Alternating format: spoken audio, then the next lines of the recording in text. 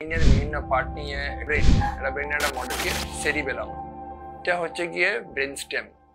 নমস্কার সবাই, আজকে ব্রেইনের বিভিন্ন পার্ট নিয়ে একটু বলতে যাচ্ছি। সেটা হচ্ছে গিয়ে এটা হচ্ছে গিয়ে ব্রেইন, এটা ব্রেইনের একটা মডেল। এটা হচ্ছে পুরো সেরিব্রাল হেমিস্ফিয়ার। এটা একদিক, এটা একদিক, এটা হচ্ছে রাইট সাইড, এটা হচ্ছে লেফট সাইড। মানুষের মাথায় লেফট সাইড হচ্ছে মোর ডমিনেন্ট। 90% মানুষ যারা রাইট হ্যান্ডেড ওদের লেফট সাইড ডমিনেন্ট হয়, যারা লেফট হ্যান্ডেড ওদের 60% ডমিনেন্ট হয় লেফট সাইড। ফলে ইভেন রাইট হ্যান্ডেড হোক বা লেফট হ্যান্ডেড হোক, লেফট সাইডই বেশিরভাগ মানুষের মধ্যে ডমিনেন্ট থাকেন। এটা প্রাইম এরিয়া, কথা বলতে সাহায্য করে। এবং লেফট সাইডের ব্রেইন ডান দিকের হাত পা ডান দিকের ফাংশন দেয়, রাইট সাইডের ব্রেইন বাঁ দিকের ফাংশন দেয়। সো আমরা অনেক সময় ভাবি স্ট্রোক হয়েছে বাঁ দিকে, তো কোন দিকে হাত পা চলে যাবে? বাঁ দিকে স্ট্রোক হলে ডান দিকের হাত পা চলে যাবে। সো স্ট্রোক যদি বাঁ দিকে হয়, প্যারালাইসিস হবে রাইট সাইড।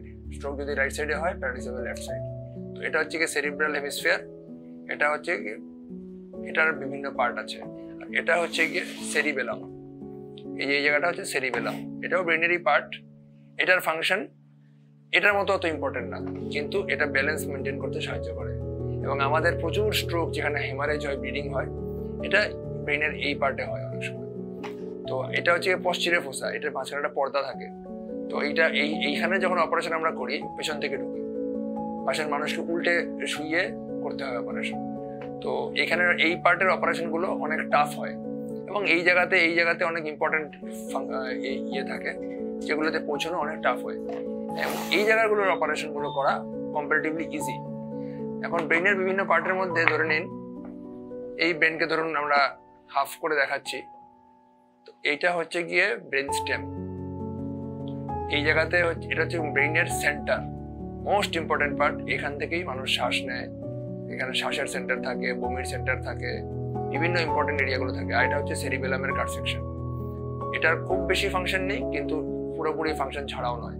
এখানে কিছু ব্লিডিং হলে, কিছু হলে মানুষ অনেক সময় মারা যায়। কেন? আলটিমেটলি এই জায়গাটার স্পেস অনেক কম, ছোট। আর এটা হচ্ছে কি মেইন ব্রেন। আর ব্রেইনের বিভিন্ন পার্ট। এটাকে আমরা বলি ফ্রন্টাল লোব, এটাকে বলি আমরা প্যারাইটাল লোব, এটাকে বলি অক্সিপিটাল লোব। ব্রেইনের এই অংশটা চোখে দেখতে সাহায্য করে, এই অংশটা মানুষের সাইকোলজিক্যাল ইস্যুস নিয়ে কন্ট্রোল করে। এবং এই জায়গাটা হচ্ছে কি হাত পা চলা, কথাবার্তা, এটার জন্য সাহায্য করে। এইগুলো হচ্ছে মেমোরির জায়গা। আর এখানে ভেতর দিকে একটা ফ্লুইড যায়, এটা বলে সিএসএফ। এটা এখান থেকে গিয়ে এদিক থেকে হয়ে পাস হয়ে যায়। তো এই ভিডিওটা আমি বানিয়েছি বেসিক্যালি যারা মেডিকেল এক্সপিরিয়েন্স, যারা এখন 11, 12, ক্লাস 10-এ আছে, ওদের জন্য অনেক ব্রেনের পার্ট। অনেক সময় আমাকে স্টুডেন্ট যারা মানে পেশেন্ট যারা আসলে বাচ্চারা জিজ্ঞাসা একটু ব্রেনের পার্টগুলো বলুন না, তো ওদের জন্য এই ভিডিওটা বানালাম।